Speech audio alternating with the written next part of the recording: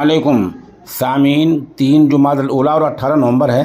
ख़बर का उन्वान है यूपी में हलाल सर्टिफिकेशन वाली चीज़ों पर पाबंदी लग सकती है।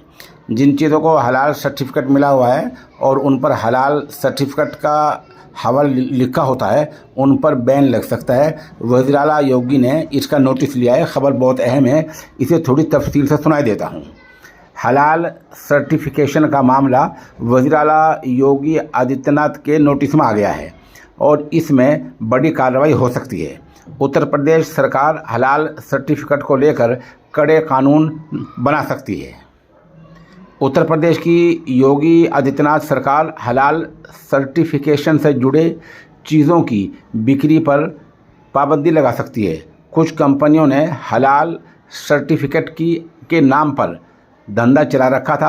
ऐसी कंपनियां डेयरी, कपड़ा, चीनी, नमकीन, मसाले और साबुन वगैरह जैसी चीज़ें बना रही थी और इन सब पर हलाल सर्टिफाइड यानी हलाल से बनी हुई हैं ऐसी मोहर लगी होती है।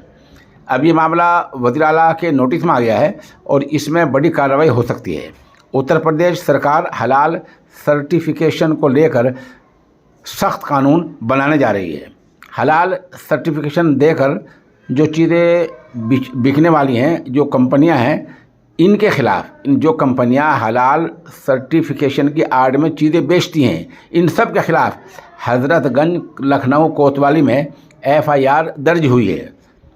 शैलेंद्र शर्मा की शिकायत पर हलाल India private limited Chennai, Jamiat Ulama Hind हलाल ट्रस्ट दिल्ली, हलाल काउंसिल ऑफ इंडिया मुंबई और जमीयत उलमा महाराष्ट्र मुंबई हलाल सर्टिफिकेशन देकर सामान बेचने वाली नामालूम कंपनी के खिलाफ IPC की दफ़ा 120B, 153A, 298, 384, 420, 467, 468, 471, 505 के तहत मुकदमा दर्ज किया गया है।